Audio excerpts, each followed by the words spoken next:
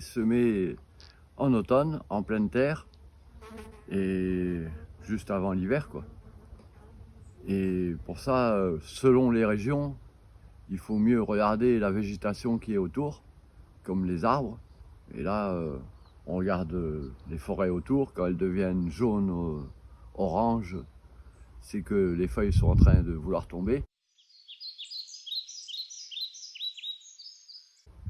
Ou alors on regarde certains arbres comme les frênes ou les chênes. Quand les frênes, toutes les feuilles sont tombées ou quasiment. Que les chênes, les feuilles deviennent toutes jaunes et sont en train de tomber, et ben c'est la bonne époque pour semer les petits pois. Parce que si on les sème trop tôt, et ben ils risquent de pousser trop vite et de faire des fleurs en automne. Et là après ils peuvent geler. Tandis que si on les sème quand les feuilles des arbres commencent à tomber vraiment, et bien là, ils restent petits et ils ne gèlent pas. Et par contre, ils démarrent très tôt au printemps parce qu'ils ont eu le temps de faire des racines.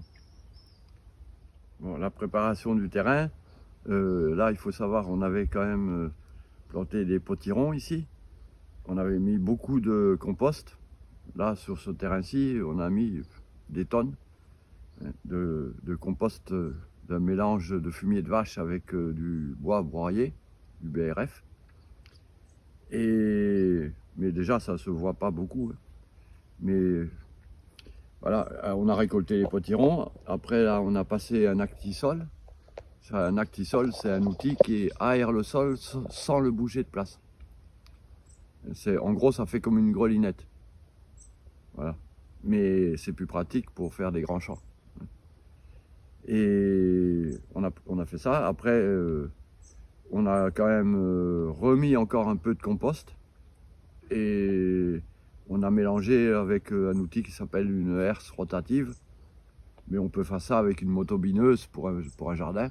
Ça mélange le compost dans les 8 premiers centimètres du sol, et pas plus, parce qu'il ne faut pas l'enterrer plus.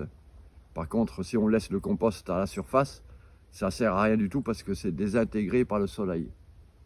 Et ça, à moins de le mettre juste avant qu'il pleuve pendant un mois, ça ne sert à rien. Donc voilà, et puis après là, eh ben, on a pris un petit butoir, mais on peut faire avec une binette aussi. On fait une petite rigole. Et bon, là on l'a fait un peu profonde avec le butoir, mais le principe c'est de ne pas reboucher complètement. Alors après, c'est pratique pour tout ce qui est haricots et petits pois, de le faire plus profond et de reboucher qu'un tiers ou la moitié, pour pas trop enterrer les graines. Mais par contre, comme au fil du temps, ça a tendance à se reboucher, on n'a pas besoin de buter après. Parce qu'il y a des gens, ils sèment et ils butent. Dans le temps, en tout cas, mon grand-père, il butait les haricots ou les petits pois. Mais là, du coup, ça se bute tout seul. Puisque si on met les graines de petits pois là, on rebouche qu'à moitié comme ça. Et bien après, ça va encore se reboucher avec les pluies et tout. Et ça fait comme si c'était buté. Bon, je remets la terre là parce qu'on n'a pas semé encore. Là, c'est pour semer des petits pois mange-tout. Parce que moi, personnellement, j'aime mieux les mange-tout. C'est plus facile de les cuisiner. On mange tout et il n'y a pas besoin de les écosser. Alors là, on peut faire assez serré. Parce qu'il y a beaucoup d'espace entre les rangées. Il y a à peu près 80 cm entre chaque rangée là. Donc on peut semer plus serré que si les rangées seraient à 30 cm. Mais c'est pas mal de semer comme ça parce que après chaque plante se tiennent les unes des autres. Et ça marche très bien en général. Voilà. Alors pourquoi on rebouche et on enterre les graines? Bon, en fait, faut savoir que tout ce qui est des mauvaises herbes qui repoussent, il n'y a personne qui les enterre. Hein. En général, tout le monde a tendance à trop enterrer. Et ça voilà. Mais le truc, c'est que comme souvent, on sème à des époques où naturellement les plantes ne pousseraient pas parce que, par exemple, au printemps, il fait trop chaud, d'un coup, il peut faire du soleil très chaud. ça commencerait à germer et à griller. Là, par contre, à cette époque-ci, on sait qu'il va pleuvoir toute la semaine prochaine. Là, ça aurait le temps. On pourrait très bien ne pas reboucher, ça pousserait. Le seul problème, c'est que il peut y avoir des oiseaux ou des souris ou des musaraignes qui voient les graines et qui peuvent les manger. Donc c'est quand même mieux de reboucher un peu.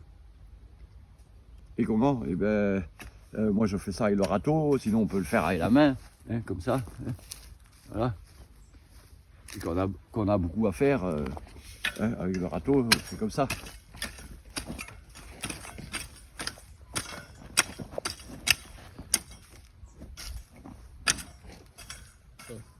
Ah non, il ne faut pas arroser à cette époque-ci, parce qu'on sait très bien qu'il va pleuvoir. D'ailleurs, la météo a annoncé de la pluie pour demain et après-demain.